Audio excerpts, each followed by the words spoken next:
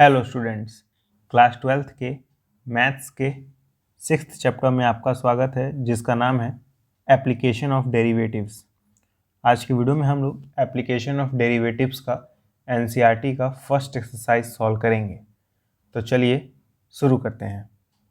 तो first question है, find the rate of change of the area of circle with respect to its radius when r is equal to 3, r is equal to 4।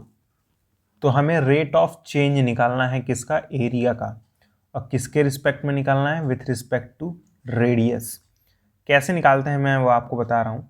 पहले देखिए, हमें rate of change निकालना किसका है? Area का निकालना है ना। और किसके रिस्पेक्ट में निकालना है? ठीक है, तो आप जानते होंगे एरिया ऑफ सर्कल क्या होता है, क्योंकि सर्कल की बात हो रही है क्वेश्चन में। एरिया ऑफ सर्कल होता है पाई आर स्क्वायर। ठीक है, अब हमें इस एरिया ऑफ सर्कल का रेट ऑफ चेंज निकालना है। तो जब भी रेट ऑफ चेंज बोले, ठीक है, मैं इस पूरे चीज़ को ए मान लेता हूँ। ये एरिया ऑफ सर्कल को मैं मिटा के लिख दूंगा ए फॉर एरिया। तो हमें इस एरिया का रेट ऑफ चेंज निकालना है किसके रिस्पेक्ट में? आर के रिस्पेक्ट में। तो जब भी चेंज की बात करता है तो हम लोगों को डिफ्रेंशिएट करना होता है। ठीक है, किसको? एरिया को, क्योंकि हमें चेंज किस में लाना है? एरिया में लाना है। तो चेंज मतलब होगा डिफ्रेंशिएशन, और डिफ्रेंशिएशन आप लोग जानते हैं एक्स के रिस्पेक्ट में किया जाता है। लेकिन क्योंकि यहाँ पे बोल दिया है विथ रिस्पेक्ट टू रेडियस, तो हम लोग आर के रिस्पेक्ट में डिफ्रेंशिएट करेंगे। ठीक है, यानी हम लोग डिफ्रेंशिएशन किसके रिस्पेक्ट में परफॉर्म करेंगे? आर के रिस्पेक्ट में। ठीक है, तो हम लोग लिखेंगे D a by D R. ठीक है, हमें इस एरिया को डिफ्रेंशिएट करना है आर के रिस्पेक्ट में। कैसे पता चला डिफ्रेंशिएशन करना है? क्योंकि हमें चेंज फाइंड करना था। और किस में चेंज? एरिया में। तो हम लोगों ने एरिया का फॉर्मूला लिखा, और क्योंकि चेंज फाइंड करना था तो इस एरिया यानी ए को डिफ्रेंशिएट करेंगे, यानी D by D R. R ही क्यों आया, एक्स क्यों नहीं आया? आप लोगों ने देखा था जनरली यहाँ पे एक्स होता है, तो एक्स इसलिए नहीं आया क्योंकि हमें बोला है क्वेश्चन में with respect to radius r. ठीक है, तो हम लोगों ने डिफ्रेंशिएट किया है ए को आर के रिस्पेक्ट में। अब आपको ए की वैल्यू पता है जो कि है पाई आर स्क्वायर, तो इस ए की जगह हम लोग पाई आर स्क्वायर रख देंगे। तो ये हो जाएगा डी बाई डी आर, ए की जगह पाई आर स्क्वायर। देखिए मैंने कुछ नहीं किया है, हम लोगों को D a by D R find करना था, और ए की वैल्यू हम लोगों को पता है पाई आर स्क्वायर। तो इस ए की जगह मैंने पाई आर स्क्वायर रख दिया है। ठीक, तो बस अब डिफ्रेंशिएट कर लेंगे। पाई कांस्टेंट है तो पाई बाहर आ जाएगा, रहेगा d by D R r square. और उम्मीद करता हूँ आपको डिफ्रेंशिएशन अब तक करना आ गया होगा। तो जब आर स्क्वायर को डिफ्रेंशिएट करेंगे तो क्या आएगा? 2r आएगा। ठीक है, तो मैं कह सकता हूँ 2 पाई आर हमारा आंसर होगा। ठीक है, लेकिन क्योंकि हमें बोला है पहले r इज इक्वल टू 3 रखना है, तो फर्स्ट के लिए 2 पाई, और क्योंकि r के जगह 3 रखना है तो 2 pi into 3 that is 6 pi. Okay, और दूसरे का आंसर क्या हो जाएगा? r की जगह 4 रखना है तो 2 पाई इंटू, अब इस r की जगह 4 रख देंगे तो ये हो जाएगा 8 पाई। यही हमारे आंसर्स हैं, सिंपल। तो जब भी चेंज बोलेगा इसका मतलब डिफ्रेंशिएशन करना है, यानी डी बाई डी एक्स। लेकिन x की जगह क्या रखना है वो आपको क्वेश्चन पढ़ के मालूम चलेगा। जैसे यहाँ बोला था विथ रिस्पेक्ट टू रेडियस, तो हम लोगों ने डी बाई डी आर लिखा। ठीक है, तो यही करना है। अब देखिए सेकंड क्वेश्चन क्या है। The volume of a cube is increasing at the rate of 8 centimetre cube per second. How fast is the surface area increasing when the length of an edge is 12 centimetre. बहुत ही अच्छा question है। पहले इसके कुछ line को पकड़ते हैं। कह रहा है वॉल्यूम जो है ना क्यूब का, एक क्यूब है जिसका वॉल्यूम क्या कर रहा है? इंक्रीज कर रहा है। तो मैं लिख रहा हूँ एक हमारे पास एक वॉल्यूम है। ठीक है, एक वॉल्यूम है किसका? वॉल्यूम ऑफ क्यूब है, जो कि क्या कर रहा है? इंक्रीज कर रहा है। इंक्रीज कर रहा है यानी उसकी वैल्यू बदल रही है, मैं ऐसा कह सकता हूँ। ठीक है, तो मैं एटलीस्ट कह सकता हूँ इंक्रीज कर रहा है, इसका मतलब चेंज कर रहा है ना। तो आ गया चेंज, क्वेश्चन में चेंज तो दिया नहीं था लेकिन आ गया चेंज। वॉल्यूम जो था क्यूब का वो क्या कर रहा था, इंक्रीज कर रहा था। वॉल्यूम जो था वो इंक्रीज कर रहा था, इंक्रीज मतलब होता है बदलना। ठीक है, तो इंक्रीज मतलब चेंज। ठीक है, अब देखिए आपको डाउट होगा, चलिए पहले मैं लिखता हूँ। वॉल्यूम आप जानते हैं क्यूब का होता है A cube. Volume of a cube का फॉर्मूला क्या होता है, ए क्यूब ना, क्योंकि क्यूब की बात कर रहा है तो फॉर्मूला ए क्यूब होगा। ठीक, तो इतना तो मालूम हो गया, डिफ्रेंशिएट करना है वो भी किसको, वॉल्यूम को। ठीक है, हमें डिफ्रेंशिएट किसे करना है, वॉल्यूम को करना है। कैसे मालूम चला, क्योंकि हम लोग अल्टीमेटली देख सकते हैं इंक्रीज लिखा है यानी बदल रहा है। बदल रहा है इसका मतलब चेंज हो रहा है, चेंज हो रहा है मतलब डिफ्रेंशिएट करना है। किसके रिस्पेक्ट में करना है वो हम लोग यहाँ से देख सकते हैं। देखिए लिखा है 8 centimetre per second, 8 centimetre cube per second लिखा हुआ है। पर सेकेंड, नीचे क्या आ रहा है, सेकेंड आ रहा है ना, यानी टाइम के रिस्पेक्ट में चेंज कर रहा है। चेंज जो हो रहा है ये किसके रिस्पेक्ट में हो रहा है, टाइम के रिस्पेक्ट में हो रहा है। पिछली बार आर के रिस्पेक्ट में हुआ था। ठीक है, तो हम लोग इस चीज़ को डिफ्रेंशिएट करेंगे। ओके, लेकिन किसके रिस्पेक्ट में लिखेंगे, dv बाई dt, टाइम के रिस्पेक्ट में डिफ्रेंशिएट करेंगे, dv बाई dt लिखेंगे। ठीक है, तो आपने इस v को तो डिफ्रेंशिएट किया, इस बगल वाले को भी तो करना पड़ेगा ना। तो क्या हो जाएगा, is equal to d by D t of a cube. ठीक है, तो मैं लिख सकता हूँ dv by D t is equal to a cube को डिफ्रेंशिएट करेंगे तो 3a² आएगा। सही बात है, लेकिन आप डिफ्रेंशिएट ए को कर रहे हैं लेकिन है नीचे टाइम। तो जब भी आप जानते हैं कि जब भी हम किसी ऐसे वेरिएबल को डिफ्रेंशिएट करते हैं जो कि डिपेंडेंट हो, जैसे ये जो ए है ना वो टाइम के ऊपर डिपेंड कर रहा है, तो उस केस में dA बाई डी टी आ जाता है। अगर जिसने भी मेरा पिछला वीडियोस देखा है उसको मालूम होगा, मैंने आपको बताया था जैसे y² का डिफ्रेंशिएशन करते हैं तो 2i आता है। ठीक है, लेकिन साथ में dy बाई डी एक्स भी आता है, मैंने ये बात बताई थी। उसी तरह आप यहाँ ए क्यूब का डिफ्रेंशिएशन कर रहे हैं टी के रिस्पेक्ट में, तो ए क्यूब का 3a² आएगा लेकिन साथ में dA बाई डी टी भी आ जाएगा। टी के रिस्पेक्ट में कर रहे हैं, जैसे यहाँ एक्स के रिस्पेक्ट में कर रहे थे तो नीचे एक्स आ रहा था, यहाँ टी के रिस्पेक्ट में कर रहे हैं तो नीचे टी आएगा। और जैसे y² का कर रहे थे तो 2i आ रहा था लेकिन साथ में dy बाई डी एक्स आ रहा था। उसी तरह ए क्यूब का जब करेंगे तो 3a² आएगा और साथ में dA बाई डी टी आ जाएगा। तो वही मैंने लिखा है ए क्यूब को डिफ्रेंशिएट किया, 3a² आया साथ में dA बाई डी टी। ठीक है, तो हमारे पास एक इक्वेशन बना है। ओके, अब देखिए इसे सॉल्व कैसे करेंगे। हमारे पास क्वेश्चन में दिया था the volume of cube is increasing at the rate of 8 centimetre cube per second. मतलब जो वॉल्यूम ऑफ क्यूब है वो बदल रहा है किस रेट से, 8 सेंटीमीटर क्यूब पर सेकेंड के रेट से। तो ये जो dV बाई डी टी आया है ना, यही रेट होता है। यही क्या होता है, रेट होता है। क्योंकि रेट किसका दिया है, वॉल्यूम का दिया है ना। रेट किसका दिया है, वॉल्यूम का दिया है। ठीक है, तो मैं कह सकता हूँ मुझे dV by D T given है, क्या गिवन है, 8 गिवन है। तो मैं इसके जगह 8 लिख दूंगा इजगल टू 3 इंटू, ध्यान से देखिए एच भी गिवन है, एच कितना गिवन है 12, तो 3 इंटू 12 का square dA by D T. ठीक है, अब इन दोनों वैल्यूज़ को नीचे लेके आऊँगा। ठीक है, ताकि dA बाई डी टी मैं फाइंड कर सकूँ। तो ये हो जाएगा 8 डिवाइडेड बाई 3 इंटू 12 स्क्वायर, इसे बाद में कैलकुलेट किया जाएगा, is equal to dA by D T. dA by D T आ गया। dA बाई डी टी मतलब change with respect to time of edge. मतलब ये ए क्या है, एज है ना, ए मतलब एज यानी साइड। तो ये एज जो है वो टाइम के रिस्पेक्ट में कैसे चेंज हो रहा है उसकी वैल्यू आई है। ठीक है, लेकिन हमें निकालना क्या है, how fast is the surface area increasing. हमें एरिया यानी सरफेस एरिया कितने रेट से इंक्रीज कर रहा है उसको निकालना है। तो आपने सरफेस एरिया का फॉर्मूला देखा था, सरफेस एरिया का फॉर्मूला क्या होता है, 6a² होता है। और हमें देखना है how fast is the surface area is increasing. Surface area कितने तेजी से बदल रहा है हमें वो चीज़ फाइंड करना है, यानी सरफेस एरिया को डिफ्रेंशिएट करना है, यानी ds/dt निकालेंगे, क्योंकि ऑब्वियस सी बात है हर जगह टाइम के रिस्पेक्ट में कर रहे हैं तो यहाँ पे भी टाइम के रिस्पेक्ट में ही डिफ्रेंशिएट करेंगे। तो सरफेस एरिया कितने रेट से बदल रहा है उसको फाइंड करने के लिए डिफ्रेंशिएट तो करेंगे ना, यानी ds/dt करेंगे।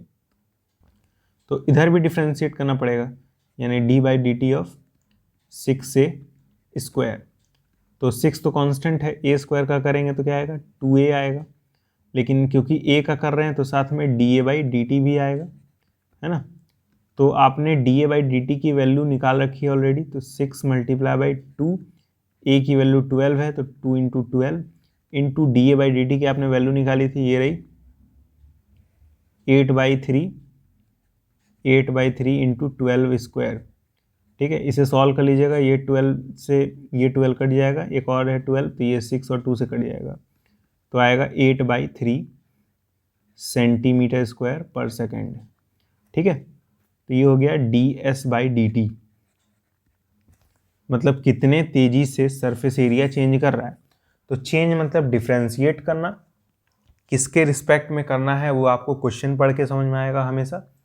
जैसे देखिए मैं फिर से समझा रहा हूँ, हमें बोला था volume of a cube is increasing at the rate of 8 centimetre cube per second, मतलब जो वॉल्यूम है वो कितने रेट से बदल रहा है, 8 सेंटीमीटर क्यूब पर सेकेंड के रफ्तार से बदल रहा है।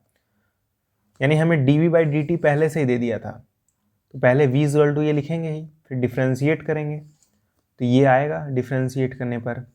अब क्योंकि हमें dv/dt गिवन था तो उसकी जगह मैंने 8 लिख दिया, a की वैल्यू यानी h की वैल्यू गिवन थी जो कि 12 थी, तो इस a की जगह मैंने 12 रख दिया, सॉल्व किया तो da/dt की वैल्यू आ गई। लेकिन हमें क्वेश्चन में पूछा था how fast is the surface area is increasing, तो सरफेस एरिया का ये फॉर्मूला होता है।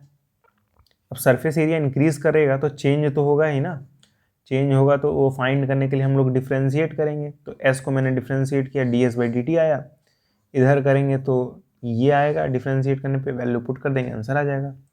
da/dt की वैल्यू गिवन थी, सॉरी निकाली थी हम लोगों ने, ठीक है, मैंने पुट किया, a की वैल्यू पुट की, सॉल्व किया, आंसर आ गया, सिंपल। थर्ड क्वेश्चन देखिए क्या है, the radius of a circle is increasing uniformly eight the rate of 3 centimetre per second, मतलब जो रेडियस है सर्कल का वो कितने रेट से बढ़ रहा है, 3 सेंटीमीटर पर सेकेंड। क्वेश्चन में पूछ रहा है find the rate at which area of the circle is increasing when the radius is 10 centimetre. बहुत ही आसान क्वेश्चन है, कुछ भी नहीं करना है इसमें। क्वेश्चन में क्या बोला है, radius of circle increasing uniformly eight the rate of 3 centimetre per second. तो जो रेडियस है वो बदल रहा है, यानी डिफ्रेंशिएट करेंगे, किसके रिस्पेक्ट में करेंगे, देखिए वो आपको ये देख के मालूम चल जाएगा, इसमें नीचे क्या आ रहा है, टाइम आ रहा है यानी सेकंड आ रहा है, तो t के रिस्पेक्ट में करेंगे। तो जो रेडियस है वो बदल रहा है, यानी d/dr/dt। अब क्यों नीचे t ही आया, उसके पीछे रीज़न है, क्योंकि दिया हुआ है 3 सेंटीमीटर पर सेकेंड, यानी टाइम के रिस्पेक्ट में डिफ्रेंशिएट करेंगे। तो रेडियस कितनी तेज़ी से बदल रहा है वो तो ऑलरेडी दिया है 3 सेंटीमीटर पर सेकेंड, मतलब यही होता है रेट, तो ये रेट की वैल्यू गिवन है हमें, तो मैं लिख दूंगा = 3। इसी को ही रेट कहते हैं, किसका रेट, रेडियस के चेंज का रेट, ठीक है, या आप इसे चेंज समझिए, ठीक है, विथ रिस्पेक्ट टू टाइम, जो भी समझिए लेकिन अच्छे से समझिए, ठीक है। क्वेश्चन में क्या कर रहा था, रेडियस ऑफ सर्कल क्या कर रहा है, इंक्रीज कर रहा है, तो इंक्रीज मतलब बदल रहा है तो मैंने डिफ्रेंशिएट किया, यानी dr/dt लिखा, इसे डिफ्रेंशिएशन कहते हैं, ठीक है। कितने तेज़ी से बदल रहा था ये क्वेश्चन में ऑलरेडी दिया था, 3 सेंटीमीटर पर सेकेंड, यानी इसी को ही तो कहते हैं बदलना, और कितने तेज़ी से बदल रहा है ये वैल्यू गिवन थी 3, यानी dr/dt की वैल्यू गिवन है 3। क्वेश्चन पूछ रहा find the rate at which area of circle is increasing, कह रहा कितनी तेज़ी से एरिया बदलेगा, तो अब बदलना किसे है, एरिया को, मैं लिखूंगा एरिया = आप जानते हैं फॉर्मूला क्या होता है एरिया ऑफ सर्कल का, πr², ठीक है। तो कितने तेज़ी से एरिया बदल रहा है उसे कैसे फाइंड करेंगे, हम लोग डिफ्रेंशिएट करेंगे, तो मैं लिखूंगा da/dt, क्योंकि टाइम के रिस्पेक्ट में डिफ्रेंशिएट करेंगे ना, तो मैं लिखूंगा da/dt। अब क्योंकि मैंने इस a को डिफ्रेंशिएट किया तो da/dt आया, अब इस πr² को भी तो करेंगे, तो = d/dt πr², पाई बाहर आ जाएगा, तो ये हो जाएगा d by D t r square. R square को डिफ्रेंशिएट करते हैं तो क्या आता है, 2r आता है। लेकिन क्योंकि डिफ्रेंशिएशन t के रिस्पेक्ट में कर रहे हैं और लिखा ऊपर r हुआ है, तो साथ में एक और चीज़ आएगा, उसका नाम है D R by D T. ठीक है, नीचे डी टी तो आएगा ना, ये तो बात श्योर है। और क्योंकि आपने r के रिस्पेक्ट में r को डिफ्रेंशिएट किया है, तो डी आर भी आएगा ऊपर। ठीक है, तो यहाँ पे था D a by D T, इधर भी रहेगा D a by D T. ठीक है, अब आपको D R by D T की वैल्यू ऑलरेडी पता है 3। ठीक है, तो मैं लिख सकता हूँ पाई इंटू 2 इंटू रेडियस की वैल्यू हमें गिवन है 10, तो 2 into 10 into d are by D T की वैल्यू 3, तो ये हो जाएगा 60 पाई, ये हमारा आंसर होगा। ठीक है, फोर्थ क्वेश्चन देखिए, कह रहा है an edge of a variable cube is increasing at the rate of 3 centimetre per second. आगे क्वेश्चन मत पढ़िए, पहले इस लाइन को डिकोड करिए। कह रहा है जो एज है, एज मतलब लेंथ होता है। जैसे मान लीजिए हमारे पास एक क्यूब है, ठीक है, तो ये जो एज है, मतलब इसी को एज कहते हैं, ये मान लेते हैं ए है। कह रहा है जो एज है ना, वो इंक्रीज कर रहा है, यानी बदल रहा है। तो मैं लिख सकता हूँ D a by D T, time के रिस्पेक्ट में बदल रहा है, क्योंकि देखिए यहाँ पे सेकंड दिया है। ठीक है, एज जो है यानी ए जो है वो बदल रहा है, यानी D a by D T. कितने तेज़ी से बदल रहा है, 3 सेंटीमीटर पर सेकेंड, यानी इसकी वैल्यू गिवन है 3। कह रहा है how fast is the volume of the cube is increasing, कितने तेज़ी से वॉल्यूम बदल रहा है। तो आपने पढ़ा होगा वॉल्यूम का फॉर्मूला, वॉल्यूम का फॉर्मूला क्या होता है, वॉल्यूम ऑफ क्यूब क्या होता है, ए क्यूब होता है। तो कितने तेज़ी से वॉल्यूम बदल रहा है, इसके लिए वॉल्यूम को डिफ्रेंशिएट करेंगे, तो आएगा d v by D t, क्योंकि टाइम के रिस्पेक्ट में करना पड़ेगा। अब इधर भी तो डिफ्रेंशिएट करेंगे ए क्यूब को, तो ये जाएगा d by D t of a cube, differentiate करेंगे कितना आएगा, 3a स्क्वायर आएगा, लेकिन साथ में D a by D T भी आएगा। ये तो फोकट में ही आना है, क्यों आना है भाई, यहाँ पे a है तो ऊपर a आएगा, और क्योंकि आप t के रिस्पेक्ट में कर रहे हैं तो इसलिए नीचे डी टी भी आएगा। ठीक, तो 3 इंटू ए की वैल्यू मालूम है, देखिए कह रहा है एज जो है वो 10 सेंटीमीटर का है, तो 3 इंटू 10 का square into D a by D T की वैल्यू गिवन है 3 गिवन है, तो इंटू 3, तो आ जाएगा 900, ठीक है, सेंटीमीटर क्यूब पर सेकेंड। ठीक, अब मेरे ख्याल से आपको धीरे धीरे चीज़ें समझ में आने लगेंगी। ठीक है, वीडियो को पूरा देखिएगा, सब कुछ समझ में आ जाएगा। तो देखिए फिफ्थ क्वेश्चन है, a stone is dropped into a quite lake and waves moves in circle at the speed of 5 centimetre per second. At the instant when the radius of the circular wave is 8 centimeter, how fast is the enclosed area increasing? Question बहुत simple सा है। Suppose करिए एक lake है आपके पास, यहाँ पे suppose करिए एक लेक है, तालाब है।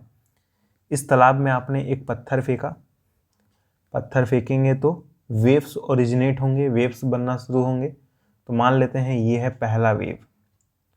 ठीक है, ऑब्वियस सी बात है सर्कुलर फॉर्म में वेव होगा। इसका सेंटर मान लेते हैं ये है, ये इसका क्या है, सेंटर है। तो क्योंकि जो ये वेव्स हैं, क्वेश्चन में बोला है ये जो वेव्स हैं वो मूव भी कर रहे हैं, कितने स्पीड से, 5 सेंटीमीटर पर सेकेंड की स्पीड से।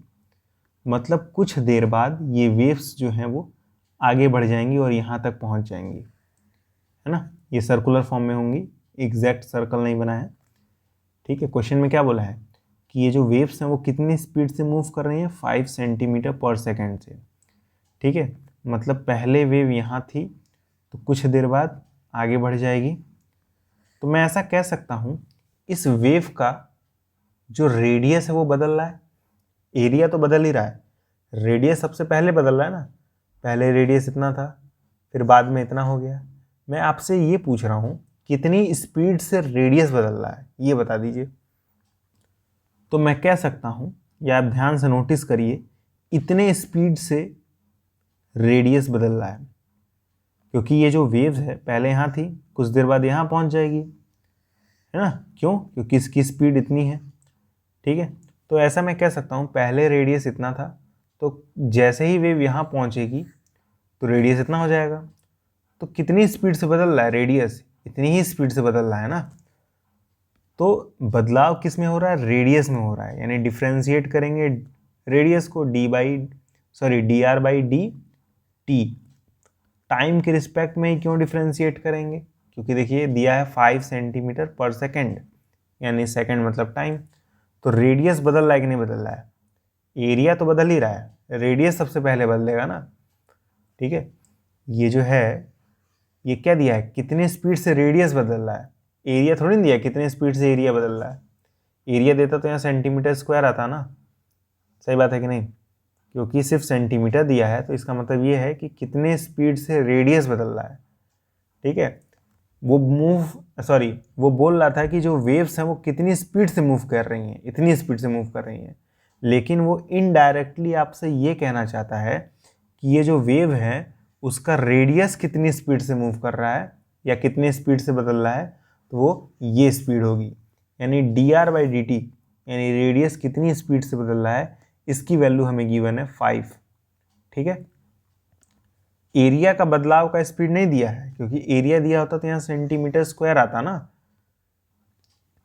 तो वैसे भी आगे चल के यही बोला है, how fast is the area is increasing, कितनी स्पीड से एरिया इंक्रीज कर रहा है। ठीक है, तो उसके लिए हम लोग एरिया का फॉर्मूला जानते हैं, पाई आर स्क्वायर होता है। डिफ्रेंशिएट करेंगे क्योंकि एरिया में हमें बदलाव की स्पीड को कैलकुलेट करना है, तो ये हो जाएगा d a by D T.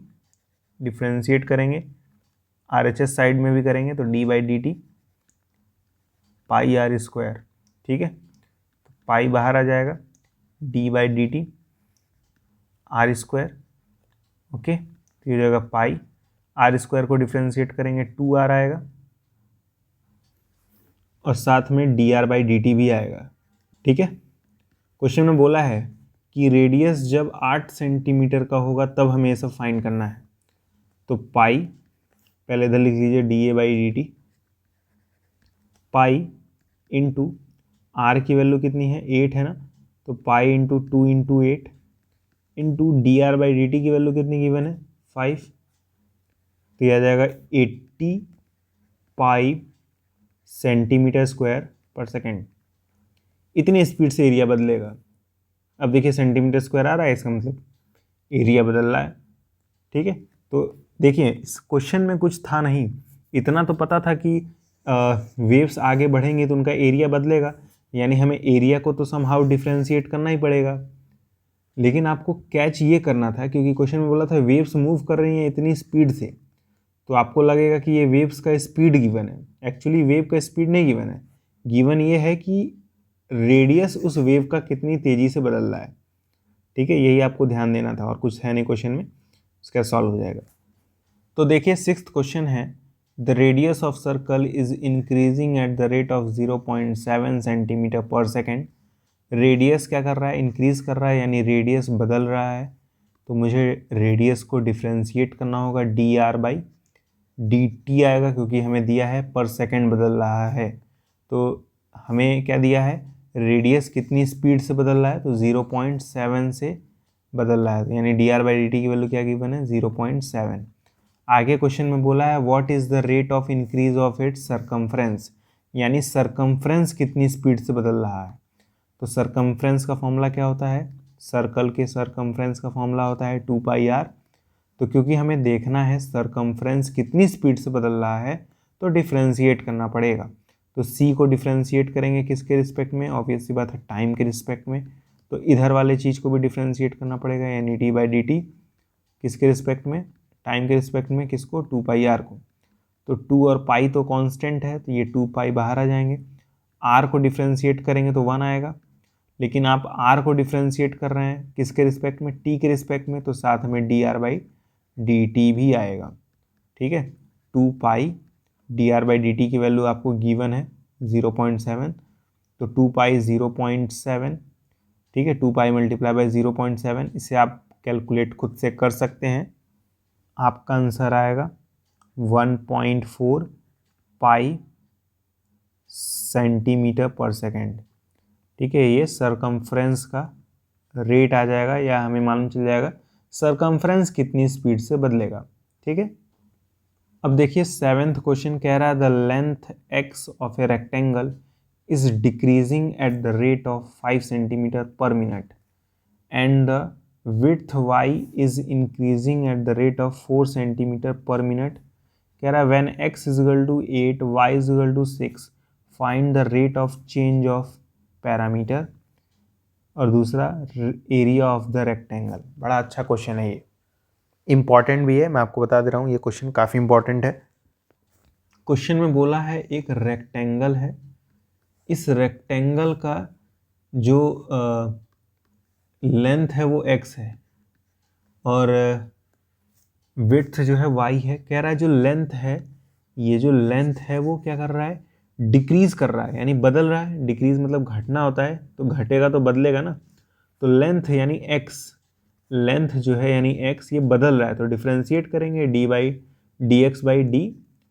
कितने स्पीड से बदल रहा है ये भी हमें गिवन है, 5 सेंटीमीटर पर मिनट। अब देखिए पर क्या आ रहा है, मिनट आ रहा है, यानी टाइम के रिस्पेक्ट में डिफ्रेंशिएट करेंगे। तो dx/dt हमें क्या मिला, dx/dt मिला। कैसे मिला, क्वेश्चन में बोला है जो लेंथ है x, लेंथ जो है x वो डिक्रीज कर रहा है, यानी बदल रहा है तो डिफ्रेंशिएट करेंगे, तो dx/dt। अब नीचे t ही क्यों आएगा, वो इसलिए क्योंकि देखिए गिवन है पर मिनट, यानी टाइम के रिस्पेक्ट में डिफ्रेंशिएशन करना पड़ेगा, बदल टाइम के रिस्पेक्ट में रहा है। तो हमें ये क्वेश्चन में ऑलरेडी गिवन है dx/dt की वैल्यू है 5, ठीक है। तो लिखेंगे इज इक्वल टू 5। क्यों लिखेंगे भाई, क्योंकि क्वेश्चन में बोला है जो लेंथ x है रेक्टेंगल का वो बदल रहा है 5 की स्पीड से, यानी लेंथ यानी यही बदलाव होता है ना, इसी का मतलब होता है बदलना। किसका बदलना, लेंथ का बदलना। कितने स्पीड से बदल रहा है, 5 की स्पीड से बदल रहा है, यानी dx/dt की वैल्यू हो गई 5। उसी तरह क्वेश्चन में आगे बोल रहा है विड्थ यानी ये चौड़ाई, विड्थ y इज इंक्रीजिंग, यानी ये जो विड्थ है वो बदल रहा है, ये भी बढ़ रहा है यानी बदल रहा है, तो यानी y को भी डिफ्रेंशिएट करना पड़ेगा, और ऑब्वियसली बात है टाइम के रिस्पेक्ट में ही करेंगे, तो dy/dt आ जाएगा इज इक्वल टू कितने स्पीड से बदल रहा है, 4 की स्पीड से, तो इज इक्वल टू 4 आ जाएगा। ओके, कह रहा है find the rates of change of पहला पैरामीटर, पहला वाला सॉल्व करेंगे, हमें पता करना है पैरामीटर कितनी स्पीड से बदलेगा। क्वेश्चन में क्या बोला, rate of change of perimeter, यानी पैरामीटर कितने स्पीड से बदलेगा। पैरामीटर का फॉर्मूला क्या होता है, पैरामीटर का फॉर्मूला होता है 2 multiply by length plus breadth, यानी 2 मल्टीप्लाई बाई लेंथ है x, ब्रेथ है y, यानी 2 multiply by x plus y। तो क्योंकि अब हमें पता करना है पैरामीटर कितनी स्पीड से बदल रहा है, तो इस पैरामीटर को हम लोग डिफ्रेंशिएट करेंगे, तो किसके रिस्पेक्ट में करेंगे, टाइम के रिस्पेक्ट में। तो क्या आएगा, dp/dt आएगा इज इक्वल टू, अब इधर वाले साइड को भी डिफ्रेंशिएट करेंगे, यानी d/dt of 2 times x plus y, ठीक है। तो 2 बाहर आ जाएगा, डिफ्रेंशिएट करेंगे किसे, x प्लस y को, ठीक है। तो आप डिफ्रेंशिएट x को कर रहे हैं t के रिस्पेक्ट में, y को कर रहे हैं t के रिस्पेक्ट में, ठीक है। तो x का डिफ्रेंशिएशन क्या हो जाएगा, 2 मल्टीप्लाई बाई x का डिफ्रेंशिएशन हो जाएगा dx/dt, y का डिफ्रेंशिएशन क्या हो जाएगा, dy/dt। इसके लिए आपको डिफ्रेंशिएशन अच्छे से करने आना चाहिए, मैं वो सब नहीं सिखाऊंगा, ठीक है। x का जो डिफ्रेंशिएशन होता है 1 होता है, लेकिन आप x का डिफ्रेंशिएशन कर रहे हैं t के रिस्पेक्ट, तो साथ में dx/dt भी आता है। उसी तरह y का भी डिफ्रेंशिएशन 1 होगा, यहाँ पे भी 1 था, यहाँ पे भी 1 था, 1 लिखते ही नहीं है। y का भी डिफ्रेंशिएशन 1 होगा, लेकिन क्योंकि आप y को डिफ्रेंशिएट कर रहे हैं टाइम के रिस्पेक्ट में, इसीलिए dy/dt भी आता है, ठीक है। तो इसलिए dx/dt भी आया, dy/dt भी आया, दोनों की वैल्यू हमें गिवन है 5 और 4, तो इसके जगह 5 रख देंगे, इसकी जगह 4 रख देंगे, सॉल्व कर लेंगे, आंसर आ जाएगा, ठीक है। तो ये हो जाएगा 2 मल्टीप्लाई बाई 5 प्लस 4, इसको सॉल्व कर लीजिएगा, 18 आंसर आएगा, तो 18 सेंटीमीटर पर मिनट, ठीक है, ये हमारा आंसर होगा। सॉरी, एक जगह गलती हो गई मुझसे, मैंने ध्यान नहीं दिया, जो लेंथ x है वो डिक्रीज़ कर रहा है, ठीक है। जब भी डिक्रीज़ करता है ना, कितनी स्पीड से कर रहा है, 5 की स्पीड से, तो डिक्रीज़ जहाँ करता है वहाँ माइनस में लेते हैं, तो यहाँ -5 आएगा, ठीक है। ये मैंने ध्यान नहीं दिया, ठीक है। जैसे बोला था लेंथ जो है रेक्टेंगल का वो डिक्रीज़ कर रहा है, डिक्रीज़ मतलब घट रहा है कितनी स्पीड से, 5 की स्पीड से, तो dx/dt तो लिखेंगे जैसे लिखते थे, लेकिन 5 की जगह -5 लिखेंगे, क्योंकि डिक्रीज़ कर रहा है वहाँ पे, ओके, तो अब मतलब इस 5 की जगह -5 रखेंगे, है ना, इसीलिए आंसर गलत आ रहा होगा। यहाँ पे -5 आएगा। अब इसे आप सॉल्व करेंगे तो -2 आएगा। ठीक है, होप यू गॉट इट। यहाँ पे -2 आएगा। यही गलती हो गई थी, मैंने ध्यान नहीं दिया कि लेंथ जो है वो रेक्टेंगल का डिक्रीज़ कर रहा है, तो -5 लेंगे, 5 नहीं लेंगे। ठीक है, जहाँ डिक्रीज़ का केस आएगा वहाँ -5 लेंगे, ठीक है, यानी माइनस में लेंगे, और जहाँ इंक्रीज़ का केस आएगा वहाँ तो प्लस ही लेंगे। ठीक है, तो पहला पार्ट सॉल्व हो गया है। अब बी वाला करेंगे, यानी एरिया ऑफ द रेक्टेंगल का करेंगे। ठीक है, तो ये चीज़ नोट कर लीजिए, ये इतना पोर्शन नोट कर लीजिए, पहला वाला पार्ट।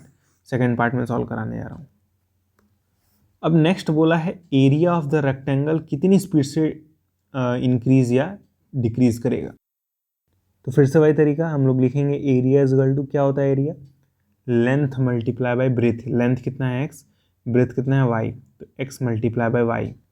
ठीक है, तो अब अगर हमें पता करना है एरिया कितनी स्पीड से बदलेगा, तो उसके लिए डिफ्रेंशिएट करना पड़ेगा। तो a को जब डिफ्रेंशिएट करेंगे तो क्या आएगा, dA/dt आएगा इजगल टू, अब इधर भी डिफ्रेंशिएशन करेंगे तो लिखेंगे d/dt x multiply by Y. तो अब क्योंकि यहाँ पे दो फंक्शन है, एक x एक अलग फंक्शन है, y एक अलग फंक्शन है, x एक अलग डिपेंडेंट वेरिएबल है, y एक अलग डिपेंडेंट वेरिएबल है, तो दोनों में प्रोडक्ट रूल लगाना पड़ेगा। अब ये मत कहिएगा कि प्रोडक्ट रूल नहीं मालूम है। ठीक है, तो इस x को मैं फर्स्ट फंक्शन मान रहा हूँ, इस y को मैं second function, product rule apply करेंगे। तो आप जानते हैं पहले फर्स्ट वाले को बाहर रखा जाता है, इस दूसरे वाले को डिफ्रेंशिएट किया जाता है, यानी d/dt ऑफ y, प्लस अब दूसरे वाले को बाहर रखा जाता है, अब पहले वाले को डिफ्रेंशिएट किया जाता है, यानी d/dt ऑफ x। तो आप जानते हैं x रहेगा आगे, y का डिफ्रेंशिएशन क्या होता है, 1 होता है, मल्टीप्लाई बाई, क्योंकि आप y को डिफ्रेंशिएट कर रहे हैं तो साथ में dy/dt आएगा, प्लस y बाहर है, x का डिफ्रेंशिएशन 1 होगा। ठीक है, लेकिन क्योंकि आप x को डिफ्रेंशिएट कर रहे हैं इसलिए dx/dt आएगा।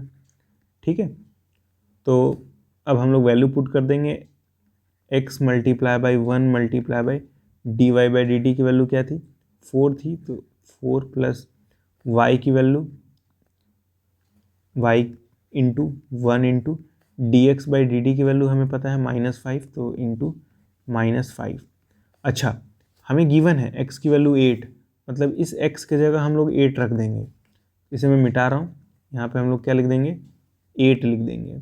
ठीक है, उसी तरह हमें y की वैल्यू गिवन है 6। ठीक है, तो इस y की जगह 6 लिख देंगे, यहाँ पे आ जाएगा 6। अब सॉल्व कर लीजिएगा, आपका आंसर आएगा 2, है ना, 2 आएगा सेंटीमीटर स्क्वायर पर मिनट। ठीक है, पर मिनट। तो कुछ नहीं किया मैंने, इस चीज़ को डिफ्रेंशिएट किया प्रोडक्ट रूल लगा के, तो ये आया है डिफ्रेंशिएशन का रिजल्ट।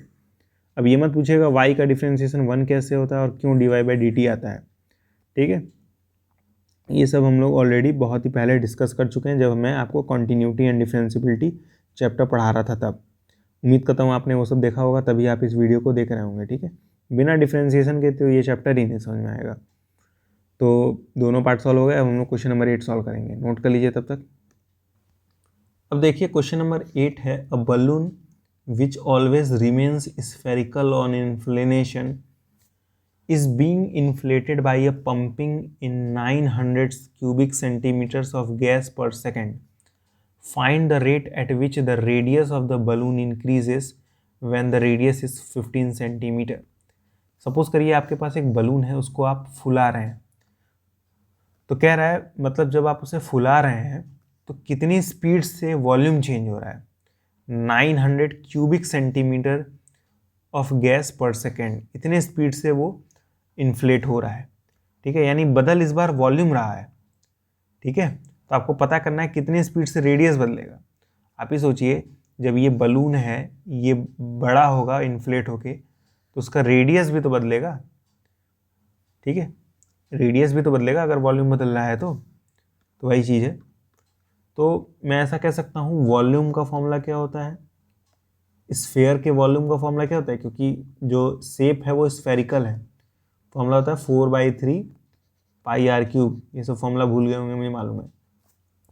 क्वेश्चन में क्या बोला है कि जो वॉल्यूम है बलून का वो इतने स्पीड से चेंज हो रहा है। तो पर सेकंड दिया कि नहीं दिया, देखिए पर सेकंड, ठीक है, पर सेकंड दिया है। तो मैं चेंज हो रहा है वॉल्यूम, तो उसे डिफ्रेंशिएट करूंगा तो क्या आएगा, dv/dt आएगा, क्योंकि t इसलिए आएगा क्योंकि दिया है ना पर सेकंड, यानी टाइम के रिस्पेक्ट में चेंज हो रहा है। आगे लिखेंगे इक्वल्स, इधर भी डिफ्रेंशिएट करेंगे इस साइड भी, तो लिखेंगे d/dt, सॉरी ये पाई नहीं आएगा, गलती से मैंने लिख दिया, 4/3 पाई आर क्यूब। अब 4/3 और पाई तो कांस्टेंट है, तो ये तो डिफ्रेंशिएशन से बाहर हो जाएंगे, 4/3 और पाई। इस आर क्यूब को डिफ्रेंशिएट करेंगे तो 3r² आएगा, 3 से 3 कैंसिल हो जाएगा। हाँ, अब देखिए आप इस r को डिफ्रेंशिएट कर रहे हैं t के रिस्पेक्ट में, तो साथ में क्या आएगा, dr/dt आएगा, लिख देना मैं साथ में dr/dt। और ये dr/dt क्या बता रहा है कि रेडियस कितनी स्पीड से चेंज होगा, dv/dt क्या बता रहा है, वॉल्यूम कितनी स्पीड से चेंज होगा, तो मैं लिख रहा हूँ dv/dt। और हमें क्वेश्चन में दिया है वॉल्यूम कितनी स्पीड से चेंज होगा, 900 से, इसके जगह यानी 900 लिख सकते हैं। अरे भाई क्वेश्चन में दिया है ना कि जो फुलाएंगे तो कितनी स्पीड से चेंज होगा, 900 क्यूबिक सेंटीमीटर ऑफ गैस पर सेकेंड, यानी dv/dt दिया है 900। आपको हर क्वेश्चन में यही पता लगाना है कि dv/dt की वैल्यू क्या है, dr/dt की वैल्यू क्या है, ठीक है, और कुछ नहीं करना है। Is equal to 4 pi into radius का स्क्वायर, रेडियस बोला 15 का स्क्वायर, इंटू dr/dt है, और यही हमें फाइंड करना है dr/dt। dr/dt मतलब क्या, रेडियस कितनी स्पीड से बदलेगा, वही हमें निकालना था, find the rate at which radius of balloon increases, यानी रेडियस ऑफ बलून कितनी स्पीड से इंक्रीज करेगा, तो यानी हमें dr/dt ही निकालना है। अब इसे आप सॉल्व कर सकते हैं, इस चीज़ और इस चीज़ को नीचे लेके आ जाइए, तो ये क्या हो जाएगा, मैं कह सकता हूँ 900 divided by 4 pi multiply by 15 का square, that is 225 equal to dr/dt। अब इसे आप कैलकुलेट कर सकते हैं ना, खुद से कैलकुलेट कर लीजिएगा, आपका आंसर आएगा 1/पाई dr/dt। क्यों आएगा, जब आप इस 4 को 900 से डिवाइड करेंगे 225 ही आएगा, फिर ये 225 से 225 कट जाएगा, बचेगा 1/पाई। तो dr/dt की वैल्यू क्या आ जाएगी, 1/पाई आ जाएगी, यानी जो रेडियस है वो कितनी स्पीड से बदल रहा है, 1/पाई की स्पीड से बदल रहा है, क्योंकि रेडियस बदल रहा है टाइम के हिसाब से, तो ये सेंटीमीटर पर सेकेंड आ जाएगा, ठीक है। अब हम लोग 9th क्वेश्चन सॉल्व करेंगे, नोट कर लीजिए तब तक। अब देखिए क्वेश्चन नंबर 9 है, a balloon which always remains spherical has a variable radius. कह रहा है एक बलून है जो कि स्फेरिकल शेप का है, उसके पास वेरिएबल रेडियस है, मतलब उसका रेडियस हर समय बदल रहा है, ठीक है। वेरिएबल रेडियस मतलब पहले ऐसा बलून था फिर ऐसा हो गया, रेडियस बदलेगा तो वॉल्यूम भी बदलेगा, ऑब्वियस सी बात है। किसी बलून का अगर वेरिएबल रेडियस है, इसका मतलब रेडियस बदल रहा है, रेडियस बदलेगा तो वॉल्यूम भी बदलेगा। क्वेश्चन में पूछा है find the rate at which volume is increasing, कह रहा है फाइंड करिए किस हिसाब से वॉल्यूम बदल रहा है। अभी ये नहीं पता है किसके रिस्पेक्ट में बदल रहा है कहीं, क्योंकि इस बार पर सेकेंड और सेकेंड नहीं दिया है, तो मैं लिख रहा हूँ वॉल्यूम इजल टू, अब क्योंकि जो बलून है वो स्फेरिकल है तो 4/3 पाई आर क्यूब। अब क्योंकि आप जान रहे हैं रेडियस बदल रहा है तो वॉल्यूम तो बदलेगा ही बदलेगा, उसी का रेट फाइंड करना है, तो वॉल्यूम बदलेगा तो उसे डिफ्रेंशिएट करेंगे, v को डिफ्रेंशिएट करेंगे तो लिखेंगे dv/d। अब यहाँ पे क्या लिखना है वही सोचना है हमें। क्वेश्चन में देखिए क्लियरली बोला है find the rate at which volume is increasing with the radius, यानी इस बार रेडियस के रिस्पेक्ट में हमें डिफ्रेंशिएट करना है, ठीक है, क्योंकि क्लियरली मेंशन है विद द रेडियस, ठीक है। तो यहाँ पे आ जाएगा dv/dr, यानी इस साइड भी मुझे dr के रिस्पेक्ट में ही डिफ्रेंशिएट करना है, तो d/dr 4/3 पाई आर क्यूब, 4/3 और पाई तो कांस्टेंट है तो बाहर, 4/3 और पाई कांस्टेंट है बाहर, आर क्यूब का डिफ्रेंशिएशन 3r² होता है। अब इस बार dr/dt नहीं आएगा, उसके पीछे रीज़न क्या है, रीज़न क्या है, सिंपल सा रीज़न, यहाँ पे भी आ रहा है यहाँ पे भी आ रहा है।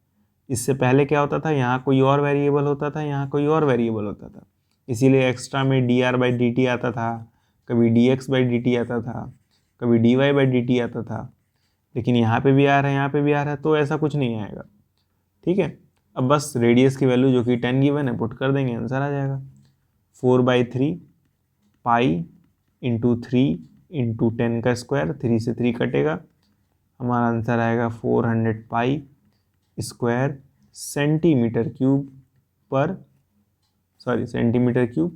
पर सेंटीमीटर।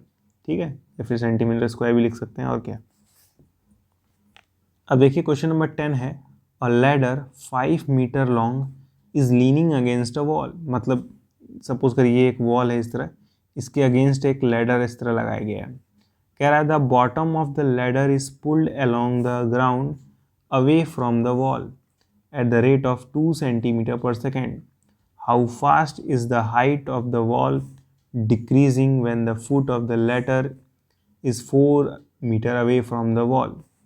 बहुत ही अच्छा क्वेश्चन है ये, मैं आपसे बता रहा हूँ क्यों। सपोज करिए ये आपके पास एक वॉल है, ठीक है, और ये ग्राउंड है, ठीक है, और यहाँ पे लैडर लगाया गया है, ये सीढ़ी है, ठीक है, ये सीढ़ी है। ओके, इस सीढ़ी के लेंथ को मैं x मान ले रहा हूँ, इस लेंथ को मैं a मान ले रहा हूँ, इस लेंथ को मैं b मान ले रहा हूँ। ठीक है, या इस सीढ़ी की लेंथ को रहने दीजिए, कुछ करना नहीं है हालांकि इस सीढ़ी के लेंथ का। ठीक है, क्वेश्चन में क्या बोल रहा है, क्वेश्चन में बोल रहा है एक लैडर है जो कि 5 मीटर लॉन्ग है, यानी ऑलरेडी हमें गिवन है कि लैडर की हाइट कितना है, 5 है। कह रहा the bottom of the ladder is pulled along the ground, मतलब ये जो बॉटम है इसे इधर खींचा गया, इस साइड खींचा गया। ठीक है, अब आप ही सोचिए इस लैडर को जब आप इस साइड खींचेंगे, इस a की वैल्यू बढ़ेगी, लेकिन साथ में ही जब आप इस लैडर को इस साइड खींचेंगे तो ये जो पॉइंट है जिस पे लैडर टिका हुआ है वो भी तो साथ में नीचे आएगा, यानी इस b की वैल्यू क्या होगी, घटेगी। ये जो लैडर है जब आप इसे इस साइड खींचेंगे तो a की वैल्यू बढ़ेगी, लेकिन इस पॉइंट जो है वो नीचे आएगा, उसकी वैल्यू घटेगी, यानी b की वैल्यू घटेगी। यानी a बदलेगा b भी बदलेगा, a बढ़ेगा b घटेगा, ऐसा मैं कह सकता हूँ। कह रहा है कि जो बॉटम है लैडर का उसे जब खींचा जा रहा है तो कितनी स्पीड से खींचा जा रहा है, या कह सकते हैं कितने रेट से खींचा जा रहा है, 2 सेंटीमीटर पर सेकेंड।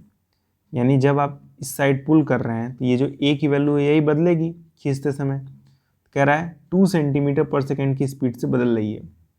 ठीक है, क्वेश्चन बोला है, देखिए the bottom of the ladder is pulled along the ground away from the wall at the rate of 2 centimetre per second. यानी खींचा जब जा रहा है इस तरफ से तो ये जो a की वैल्यू है वो कितनी स्पीड से बदलेगी, 2 सेंटीमीटर पर सेकेंड की स्पीड से बदलेगी।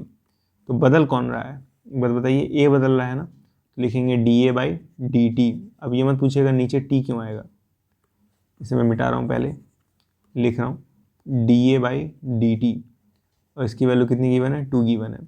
क्योंकि बदल कौन रहा है, a बदल रहा है, तो लिखेंगे dA/dt, t के रिस्पेक्ट में क्यों, क्योंकि यहाँ पे सेकंड आ रहा है। ठीक है, और इसकी वैल्यू कितनी गिवन है, 2। ठीक है, अब आप सोच रहे होंगे कुछ इन्फॉर्मेशन तो गिवन ही नहीं है, बहुत कुछ गिवन है भाई। ये एक राइट एंगल ट्रायंगल बनेगा कि नहीं, बताइए, बनेगा ना। क्या इसमें आप पाइथागोरस थ्योरम नहीं लगा सकते हैं, बिल्कुल लगा सकते हैं। मैं कह सकता हूँ a² + b² = 5 का स्क्वायर, कह सकता हूँ नहीं, बेस का स्क्वायर, परपेंडिकुलर का स्क्वायर, हाइपोटेनियस का स्क्वायर।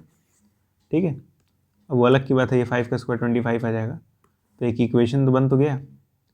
ठीक है, तो कह रहा है क्वेश्चन में how fast it's height decreasing, कितनी तेज़ी से हाइट डिक्रीज कर रहा है, उसकी चीज़ को आप, उसके रेट को आपको फाइंड करना है।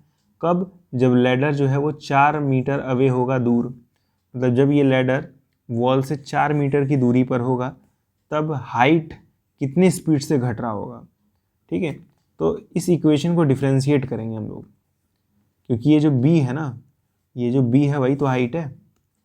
ठीक है, और आप जान रहे हैं जब इस लैडर के इस पॉइंट को इधर की तरफ खींचेंगे तो ये नीचे की ओर आएगा, यानी b घटेगा।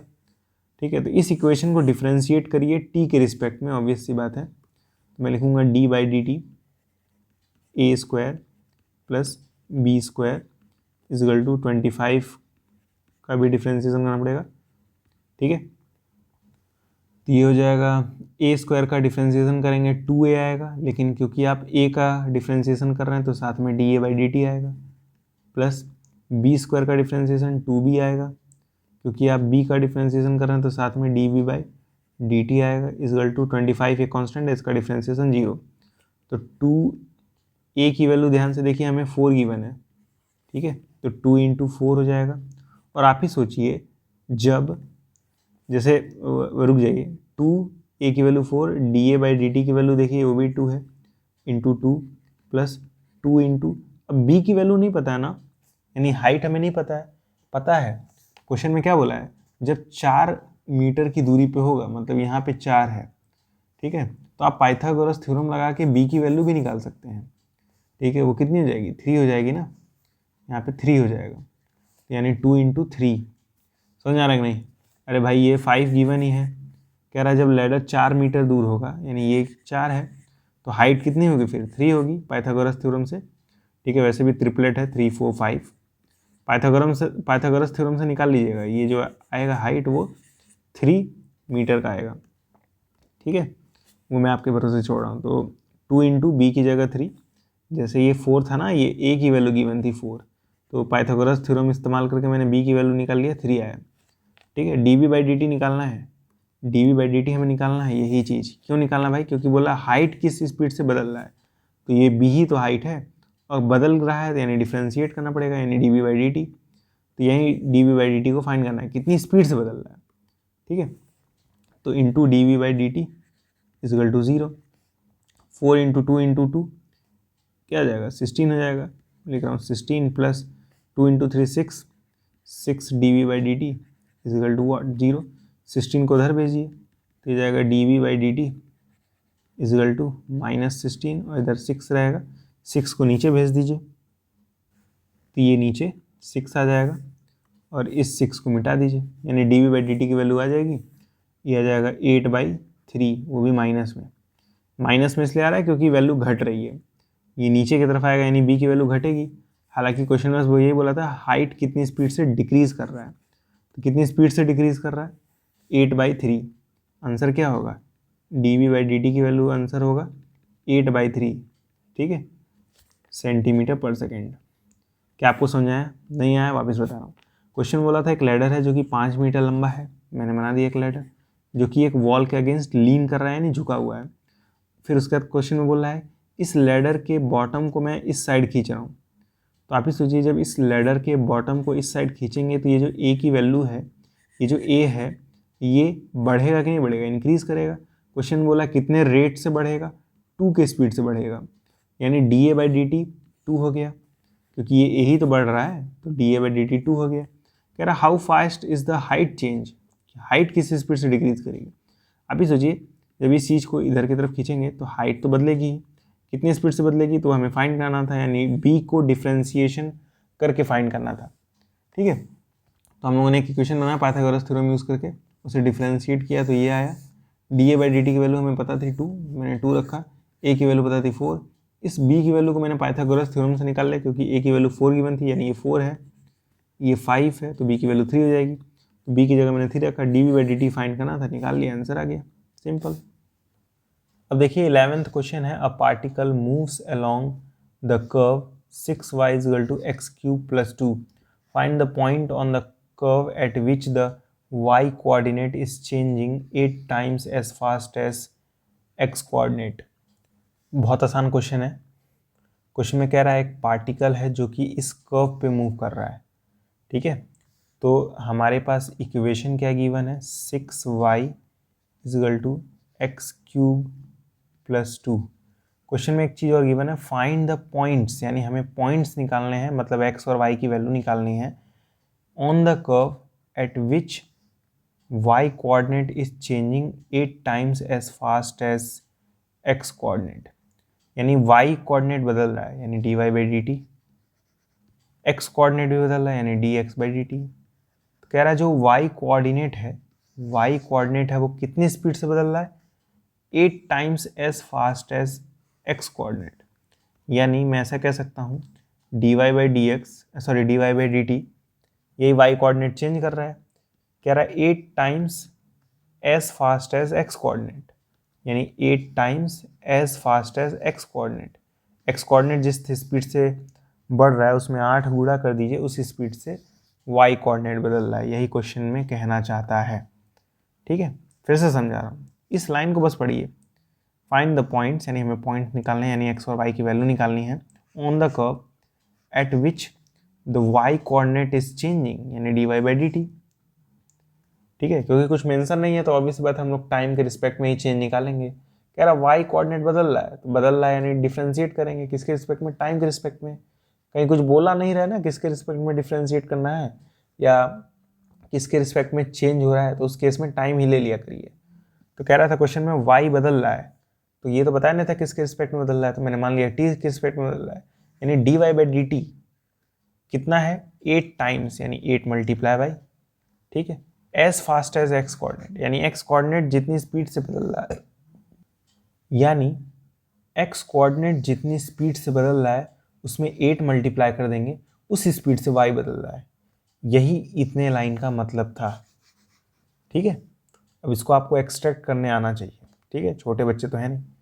अब देखिए, मैं अगर इस इक्वेशन को डिफरेंशिएट करूं टाइम के रिस्पेक्ट में, तो मैं ऐसे लिखूंगा, इस इक्वेशन को टाइम के रिस्पेक्ट में डिफरेंशिएट करना है तो लिखूंगा d by D t 6y equal to d by D t x cube plus 2, दोनों ही साइड डिफरेंशिएट करूंगा।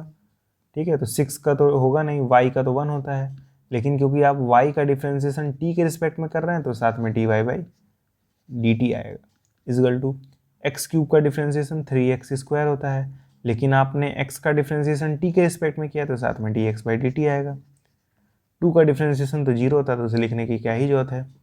और आपने already d Y by D T की वैल्यू फाइंड कर ली है, वो है 8 multiply by D x by D t, यानी इसके जगह आप क्या लिखेंगे 8 multiply by D x by D t. सही बात है, तो लिख देंगे हम लोग 6 multiply by 1 multiply by 8 multiply by D x by D t equal to 3x square d x by D T.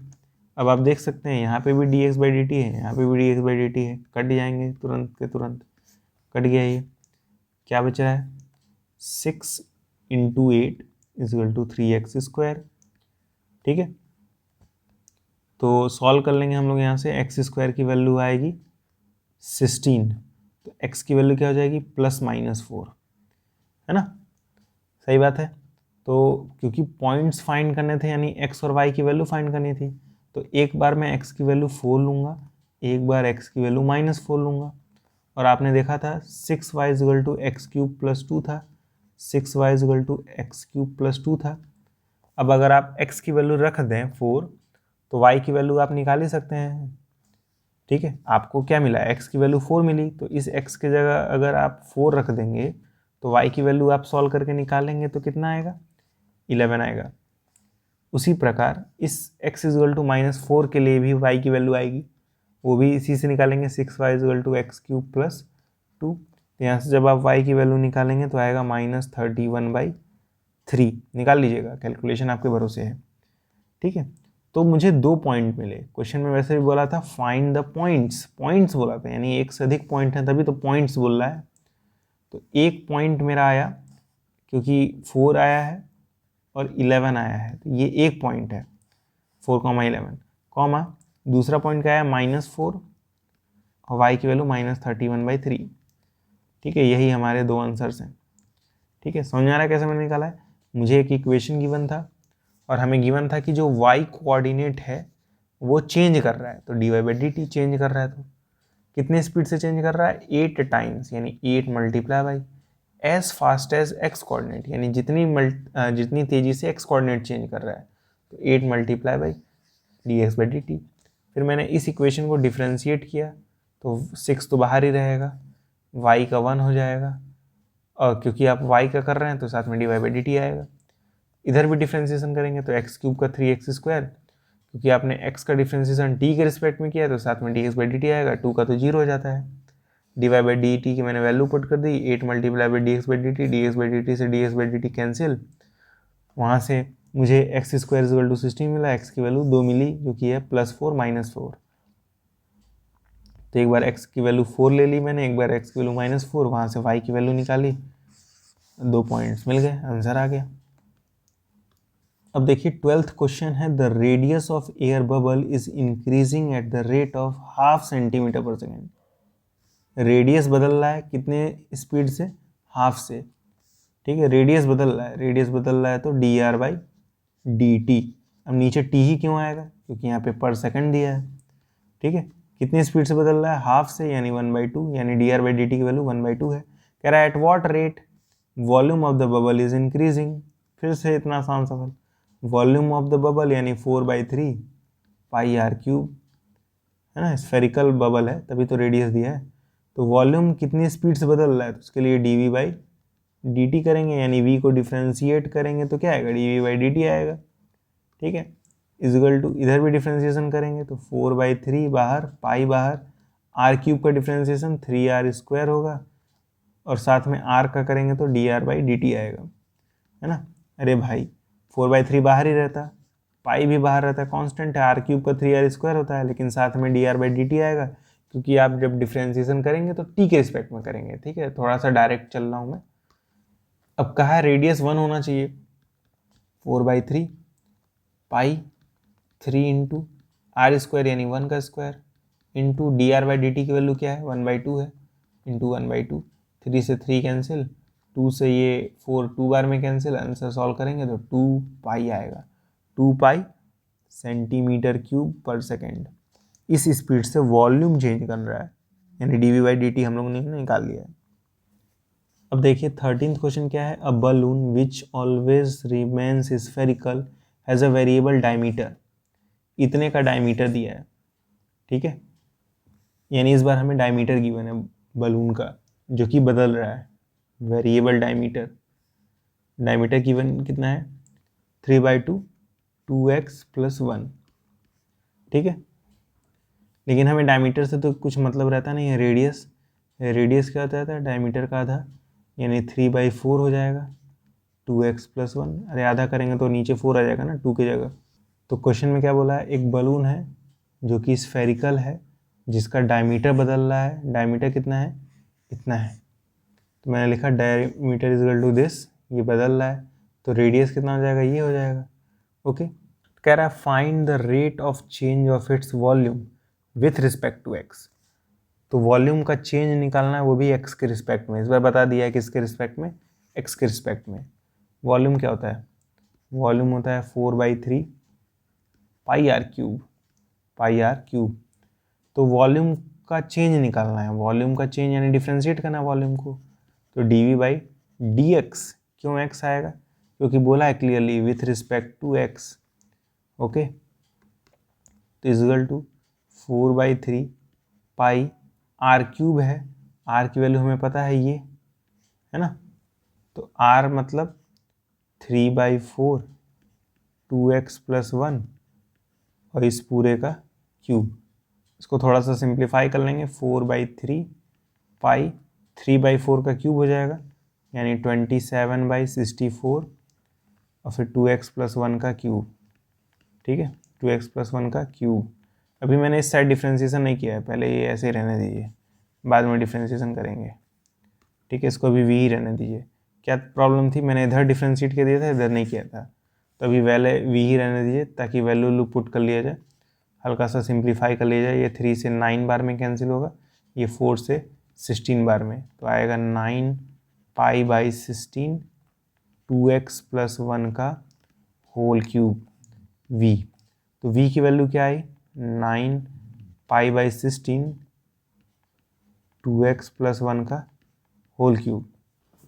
अब क्योंकि वॉल्यूम की वैल्यू मालूम चल चुकी है, ये फाइंड करने के लिए मैंने कुछ नहीं किया।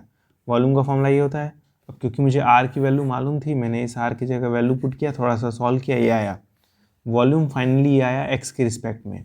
अब क्योंकि रेट ऑफ चेंज निकालना था वॉल्यूम का, यानी बदलाव देखना है वॉल्यूम में, तो उसके लिए वॉल्यूम को डिफ्रेंशिएट करेंगे, dv/dx करेंगे, क्योंकि विथ रिस्पेक्ट टू क्लियरली इस बार बोल दिया है x, यानी x के रिस्पेक्ट में डिफ्रेंशिएशन करना होगा। तो इधर भी तो x के रिस्पेक्ट में ही करेंगे, तो 9 पाई/16 तो कांस्टेंट है, ये बाहर रहेगा, इसको डिफ्रेंशिएट करेंगे नहीं, हमें डिफ्रेंशिएशन किसका करना होगा, 2x + 1 का होल क्यूब का, इसे डिफ्रेंशिएट करना होगा।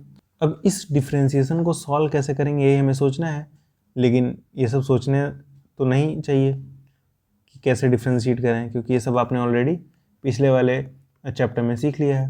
तो 9π/16 ये 3 आगे आएगा इंटू 3, फिर 2x + 1, अब जानते हैं आप पावर में 1 माइनस हो जाता है, यानी 3 में 1 माइनस हो जाता है।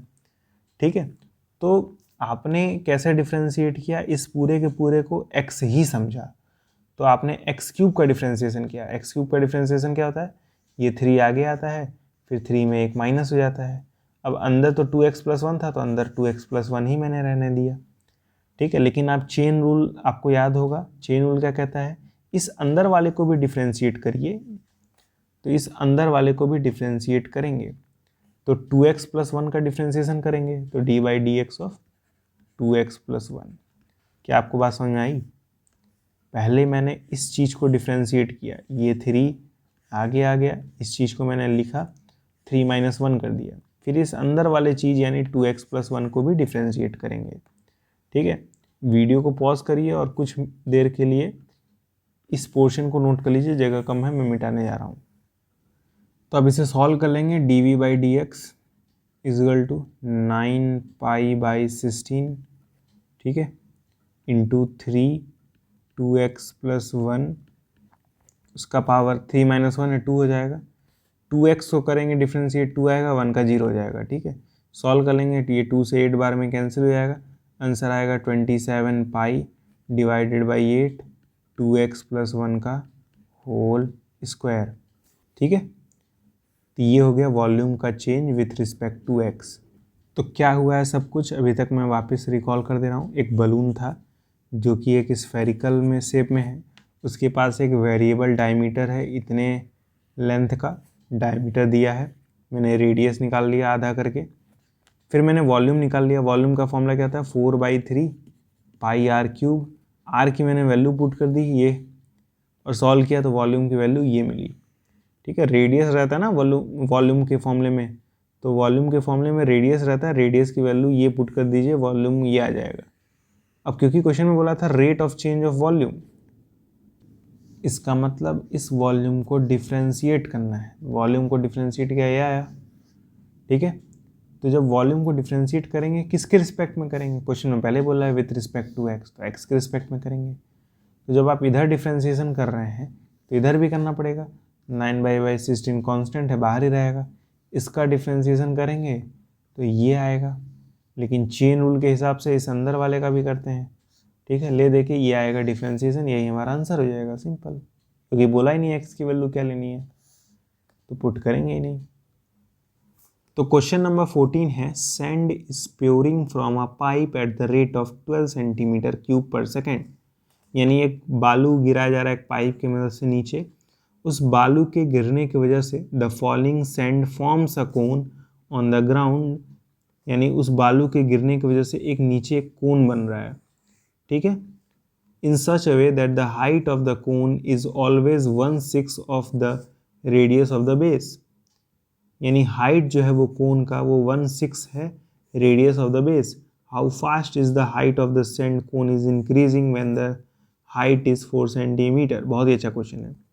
देखिए कह रहा है आपके पास एक पाइप है, इस पाइप से बालू गिराया जा रहा है कितने स्पीड से, 12 cm3/s की स्पीड से, ऐसे से बालू गिराया जा रहा है।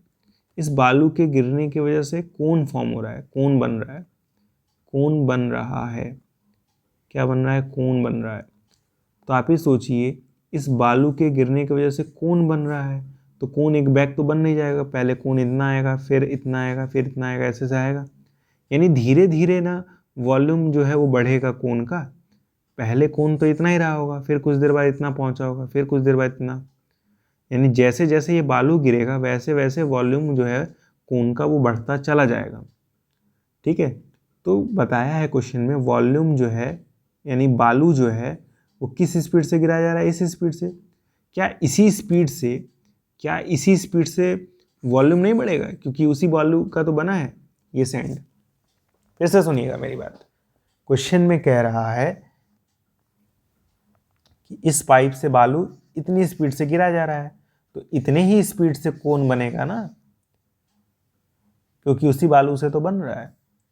ठीक है, तो ऐसा मैं कह सकता हूं, मुझे क्वेश्चन में गिवन है वॉल्यूम कोन का बदल कैसे रहा है, यानी dv/dt गिवन है 12।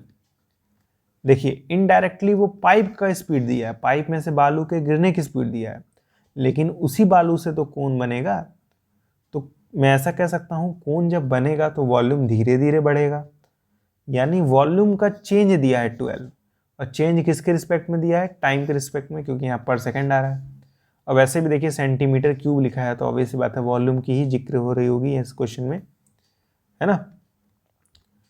अब देखिए क्वेश्चन में और बोला है आगे कि जो कोन बन रहा है उसकी हाइट जो है, हाइट इक्वल्स टू 1/6, यानी 1/6, किसकी 1/6, रेडियस की, तो 1/6 आर, यानी मैं ऐसा कह सकता हूँ हाइट जो है वो r/6 है, या मैं कह सकता हूँ रेडियस जो है वो 6h है, 6 को h में मल्टीप्लाई कर दीजिए।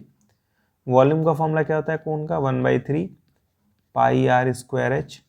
अब r की वैल्यू मुझे पता है 6h है, सॉरी, तो इस r की जगह 6h रख देंगे, तो 1/3 पाई 6h का होल स्क्वायर h, तो हो जाएगा 1/3 पाई 6 का स्क्वायर क्या होता है 36 h स्क्वायर और h, तो यह जाएगा 12 पाई h क्यूब।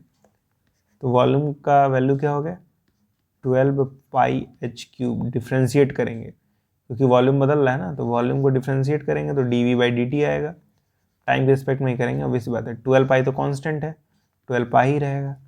h क्यूब का डिफ्रेंशिएशन 3h स्क्वायर, ठीक है, लेकिन साथ में dh/dt आएगा क्योंकि आप टाइम के रिस्पेक्ट में कर रहे होंगे ना डिफ्रेंशिएशन। h क्यूब का डिफ्रेंशिएशन 3h स्क्वायर, लेकिन किसके रिस्पेक्ट में डिफ्रेंशिएट कर रहे हैं, टाइम के रिस्पेक्ट में, तो dh/dt भी आएगा। ठीक है, dv/dt की वैल्यू 12 गिवन है, तो यहाँ पे 12 आ जाएगा। इधर क्या रहा है 12 पाई इंटू 3h स्क्वायर, यानी 4 का स्क्वायर, क्योंकि हाइट गिवन है 4, तो 4 का स्क्वायर। dh/dt मतलब हाइट किस स्पीड से इंक्रीज कर रहा है, यानी इसी की वैल्यू को हमें निकालना है, क्योंकि क्वेश्चन बोला how fast is the height of the sand cone increases. ठीक है, यानी किस स्पीड से हाइट बदल रहा है, तो यानी dh/dt को ये हमें निकालना है। तो अब तो कुछ रह ही नहीं गया, ये 12 से 12 कैंसिल हो गया, ये आ जाएगा 1/48 पाई इजगल टू dh/dt। ठीक है, आंसर आ गया। अब देखिए क्वेश्चन नंबर 15 है, कह रहा है the total cost CX in rupees associated with the production of X units of an item is given by this. तो ये कॉस्ट ऑफ प्रोडक्शन है, ये क्या है, कॉस्ट ऑफ प्रोडक्शन है, इस इक्वेशन में हमें गिवन है। कह रहा है मार्जिनल कॉस्ट निकालना है, बहुत इजी है, कुछ भी नहीं करना है। CX में गिवन है ना, CX, इस CX को मैं कुछ और सपोज कर लूँ क्या, सिर्फ C रहने देते हैं, C हो जाएगा 0.007x cube minus 0.003x square plus 15x plus 4000। ठीक है, तो जब भी मार्जिनल कॉस्ट निकालना होगा इस C को डिफ्रेंशिएट करना होगा x के रिस्पेक्ट में, तो dc/dx। ठीक है, अब मैं ज़्यादा समझाऊंगा नहीं मार्जिनल कॉस्ट क्या होता है, नहीं तो वीडियो बहुत लंबा हो जाएगा। ठीक है, बस इतना जानिए जब भी प्रोडक्शन कॉस्ट दिया रहे यानी CX दिया रहे, तो मार्जिनल कॉस्ट निकालने के लिए प्रोडक्शन कॉस्ट को डिफ्रेंशिएट किया जाता है।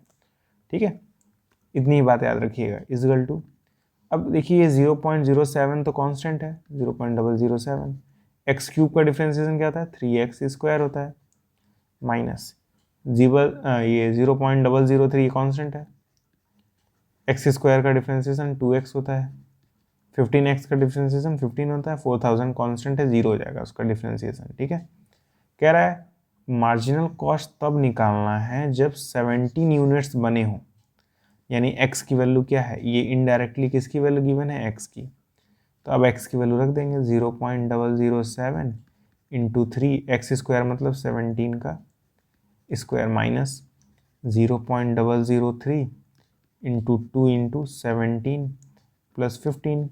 अब ये गुणा भाग आप खुद से कर लीजिएगा, मल्टीप्लाई डिवाइड आपके भरोसे। मैं आपको बता रहा हूँ आंसर कितना आएगा कैलकुलेट करने पे। जब आप इसे कैलकुलेट करेंगे आंसर आएगा 20.97, यही मार्जिनल कॉस्ट होगा। ठीक है, यही क्या होगा, मार्जिनल कॉस्ट होगा। तो मार्जिनल कॉस्ट में कुछ नहीं करते हैं, जो भी प्रोडक्शन कॉस्ट दिया रहा है उसे डिफ्रेंशिएट कर देते हैं, एक्स की वैल्यू रख देते हैं, आंसर आ जाता है, सिंपल। फिर देखिए वही क्वेश्चन है, क्वेश्चन नंबर 16 कह रहा है the total revenue in rupees received from the sale of x unit of a product is इतना। मतलब फिर से वही प्रोडक्शन दे दिया है, मार्जिनल निकालना है जब एक्स की वैल्यू 7 हो, फिर से डिफ्रेंशिएट कर देंगे। और क्या, आर की वैल्यू क्या गई मैंने, 13x² प्लस 26x प्लस 15।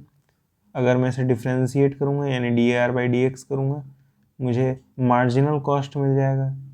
तो 13x² का डिफ्रेंशिएशन 2x प्लस 26x का डिफ्रेंशिएशन 1 प्लस 15 का 0 होता है।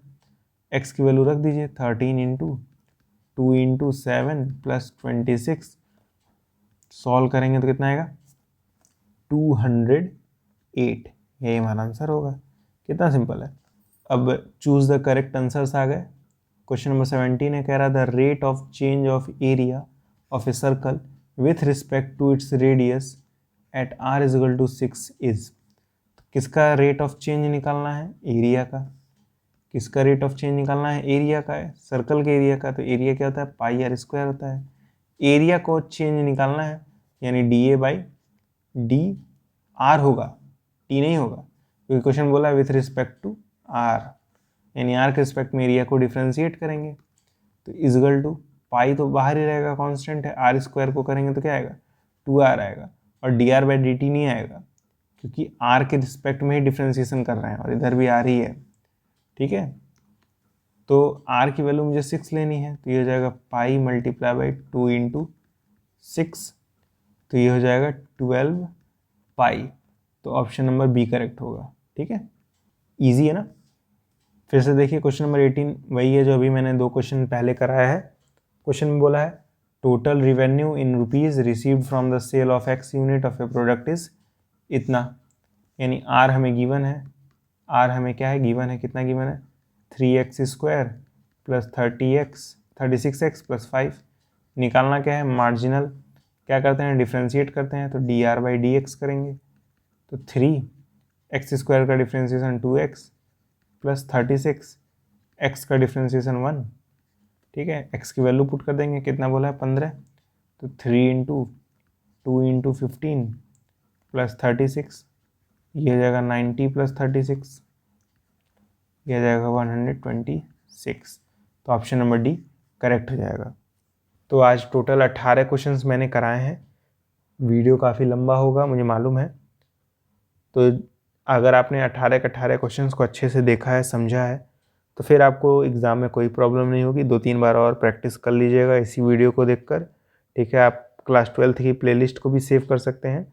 ठीक है, तो अगर आपको कोई आज के वीडियो में कोई डाउट है तो आप मुझसे टेलीग्राम चैनल या फिर कमेंट बॉक्स में पूछ सकते हैं, या फिर अगर आपको अपना डाउट पर्सनली पूछना है तो आप मेरा यूट्यूब चैनल ज्वाइन कर सकते हैं। मात्र 29 रुपये फ़ीस है।